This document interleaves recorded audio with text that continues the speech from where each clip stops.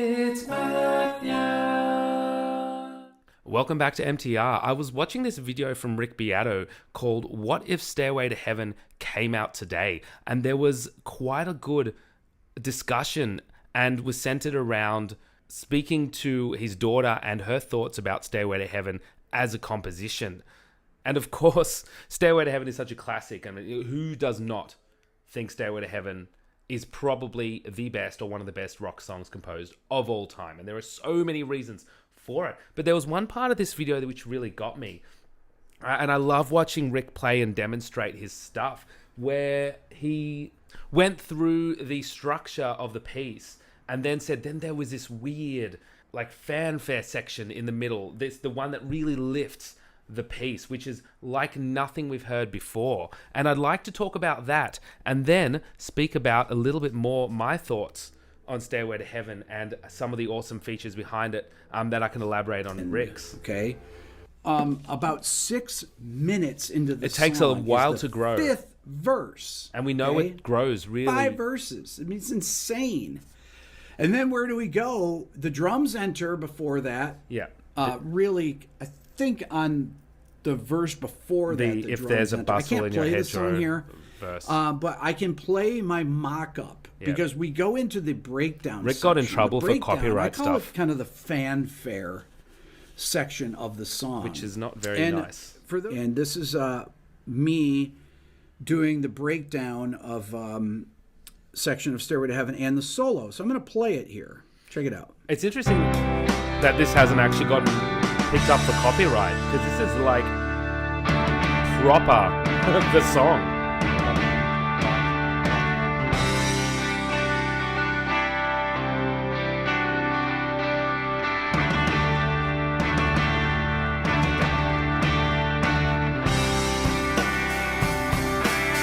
Sorry, I'm not including the guitar solo in it, but I think he did.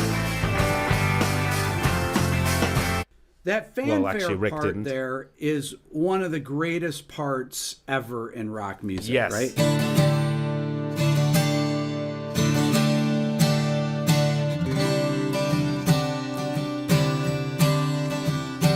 Just an amazing part. It's so inspirational when it comes up there. So exciting to hear, right? And it's unlike anything that's happened in the song before. It's kind of the bridge, right? Yeah, and we'll talk about why. And this is the purpose of this video, because I was watching Rick and I thought, yes, everything you're saying is right. And then this was a live stream, so I feel like maybe it wasn't scripted and he was going through his thoughts and played a few things. So it wasn't really the thesis of his video. But it would have been good to see that little bit extra of why. And I'm going to provide why. And then I would like to talk about, and by the way, this is completely unscripted, so I'll go on a tangent. I'd like to talk about how this song, we know how this song grows and becomes seemingly more complex as it goes along. But I'd like to give you the opposite perspective on how it becomes less complex as it grows, which I think is fascinating. So it goes up in one direction and grows to make it more complicated, but also becomes less complicated in ways. So firstly, Rick said that this is the part which really, like he didn't say these words, that lifts it. And it is probably, I would agree, one of the best parts of the song. And the reason is, and I speak about this in my videos often, it is the first time we hear rhythmic unison at all. So when I say rhythmic unison, I mean that all of the instruments are playing at exactly the same time. So the introduction, we have, of course, that...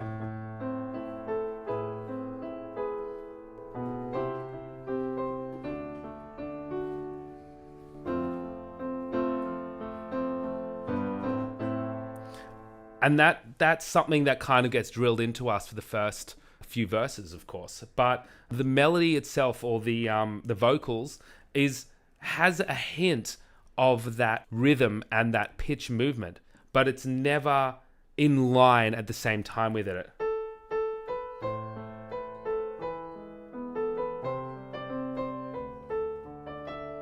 So it's really following that da, da, da, da, but it doesn't really meet. So as we're adding instruments to this song and as it's changing and as it grows, there's never an opportunity for the instruments to come together until we hear it here. And I'll play Rick's part again. So you've been bombarded for 6 minutes with a variety of chords, a variety of melodies done in different ways, and we'll talk about that soon. And then finally, this D major chord, which we've heard before in the song, really. This D major 4th chord playing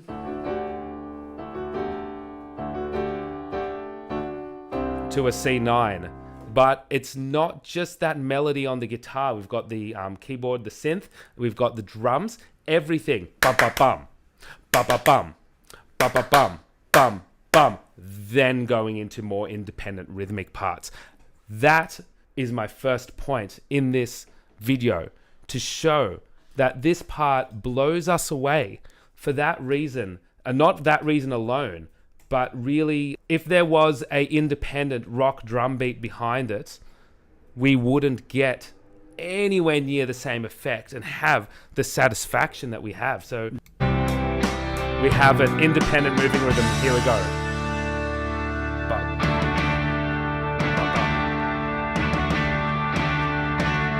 And then independent again. The guitar's playing an independent rhythm, and now together. Bum, bum, bum. Bum, bum, bum, bum, bum, bum. And here's the drums playing independent rhythm, and then you go into your guitar solo. So having that small release, that release of tension for 6 minutes straight where things are not coming together, makes this an incredible section.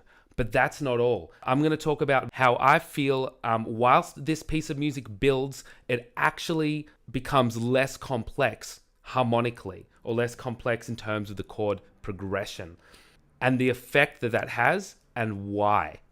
And again, relating it back to this song being the greatest, arguably, rock song of all time. So this is from ultimateguitar.com. I feel like there are some issues with the chord progression here, so I'll correct it a little bit. We have our introduction, as you can see, starting in the key of A minor, and that's an E augmented chord over there. Why does it have an asterisk next to it? I don't know why it's got an asterisk. Does it say? If someone can help me out. Maybe it's E augmented, but it's also conditional, can be an E major chord.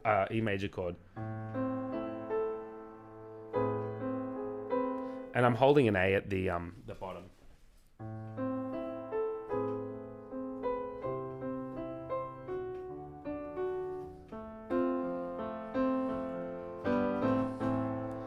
And this chord over here, this D chord, is a beautiful, surprising chord. And that's the one where, when you're listening,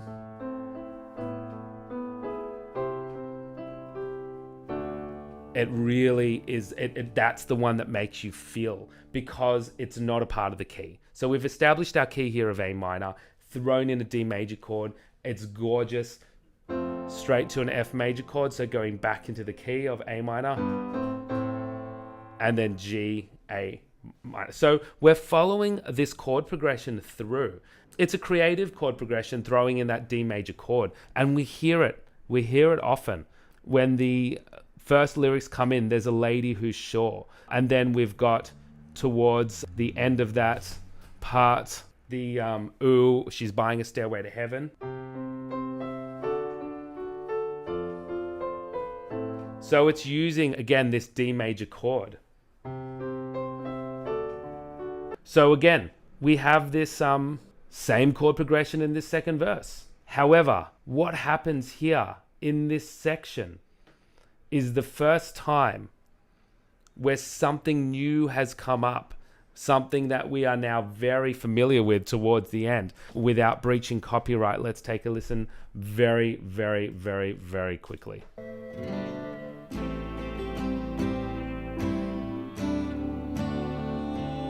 Stopping it there for copyright. Listen to that beautiful change. And that beautiful change doesn't just come up because of the harmony, of course, because we've heard this D major chord in the past.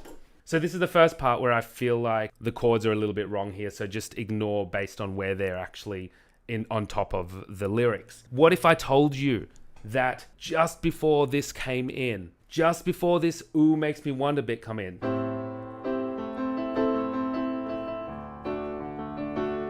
which we all know and love, what if I told you that that was the very last time, just before that we ever hear this chord progression which has been established over here? If you didn't know that, you know that now. We will never hear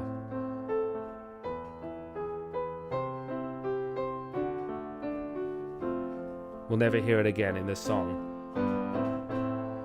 Because remember when I said that as this piece grows, your bass guitar comes in here in the "Ooh Makes Me Wonder" bit. The guitar has a much more active, harmonically strummed role.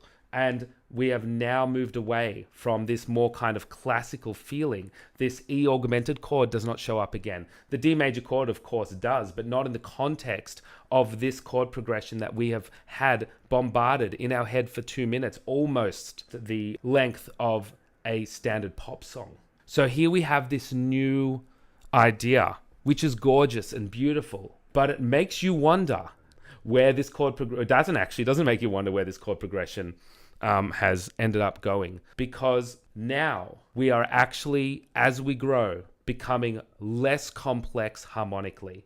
Every verse from now on, except until the very end, actually starts in major tonality or on a C major chord.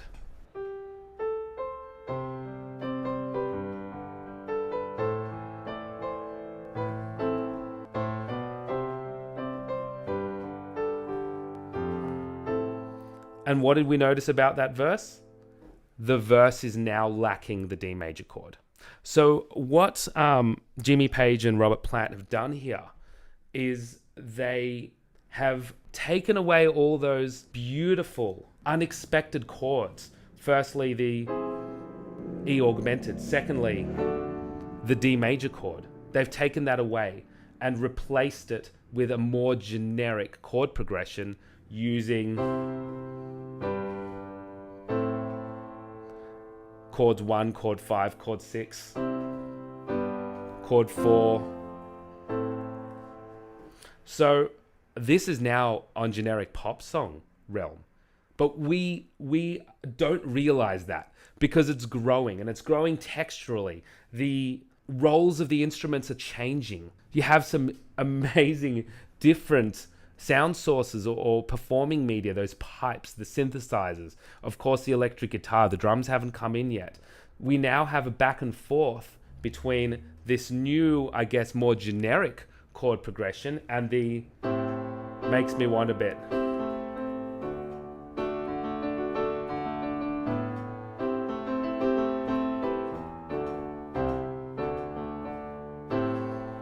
So what's happening here is we're establishing this section, which we've heard already twice.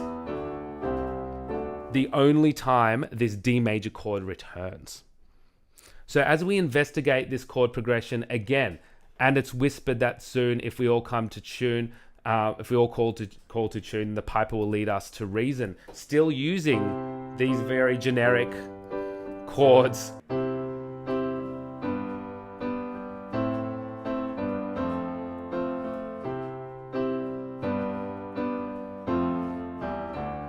I mean, there's a few different changes, but of course, we're just using a generic chord progression. How Led Zeppelin managed to move from a complex, beautiful chord progression to something so generic without actually letting you realize it is fascinating. And this is why this song can get away with so many verses. And of course, we're back to the Ooh Makes Me Wonder. And then here the drums come in, if there's a bustle in your hedgerow. And that verse to me really sticks out because that was the verse where if you reverse it, you actually have a satanic message, which is obviously people with too much time in their hands.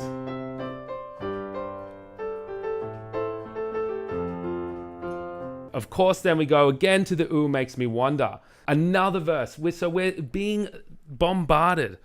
We're being bombarded with this generic chord progression in between the Ooh Makes Me Wonder. Now here, here is where things change. The part which we have heard from Rick's video. Let's hear it again.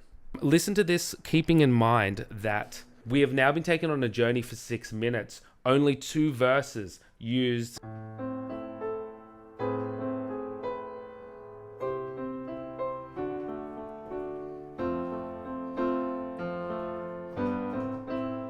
Only 2 verses have used that chord progression. And we've now traveled, introducing that D major chord there for the Ooh Makes Me Wonder. So now, as Rick says about this part of the song. How good does it feel?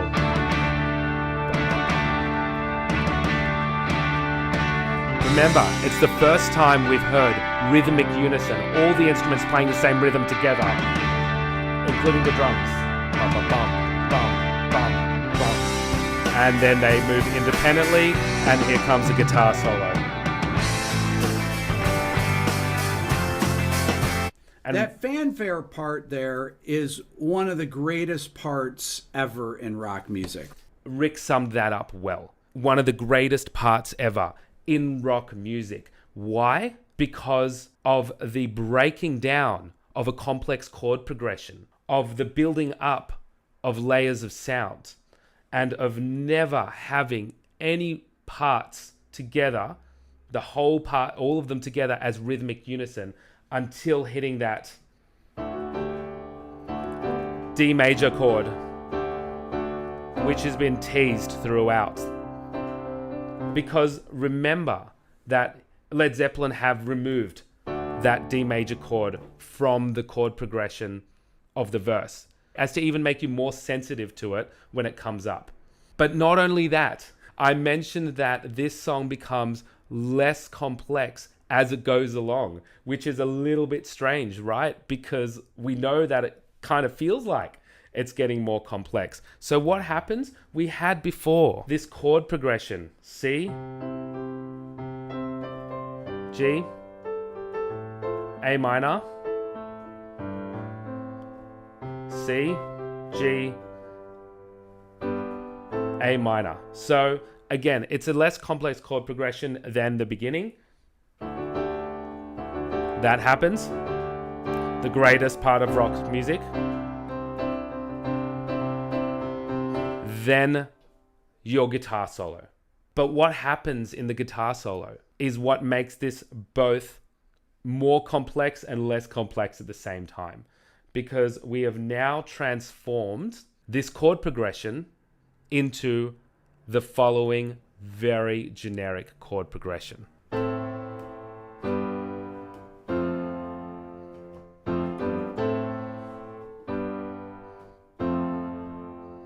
So basically, A minor, G, F, F, G, A minor, G, just using our 3 chords here. And that should be criticized in most pop songs to say, hey, there's a lack of creativity. But how the Led used this,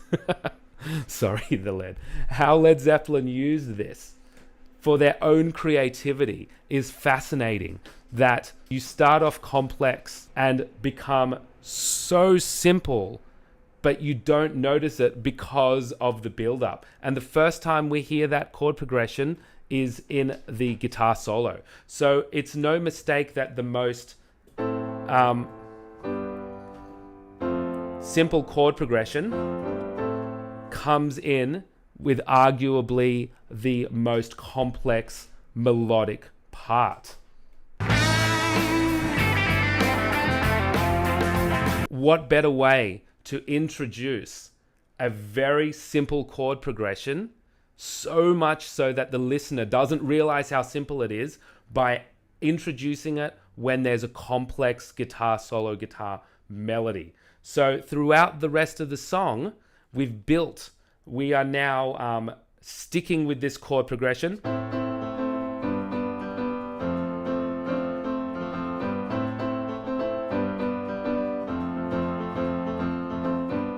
Subliminally smashed into you, a far cry away from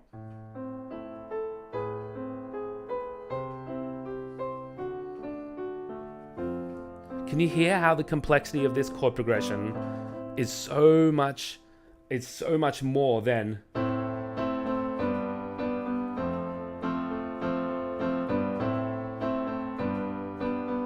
But what do? They stick with it for the next 2 minutes and modify the melody using higher pitches, using a lot less melodic movement, but seemingly so complex and interesting to listen to. Bum, bum, bum, bum. This is why this works. From introducing a more complex harmonic progression and so gradually building the texture, but making that chord progression less complex. So much so that you don't even notice it. And this is why I believe it's probably hailed as one of the best rock songs of all time, in the way that it can grow, but at the same time become less complex. If you want to see more of these kinds of videos, please leave links in the comments below. And if you want to ask a question, such as why does this happen for this reason, I would love to address it. Thank you so much for watching. Until next time. It's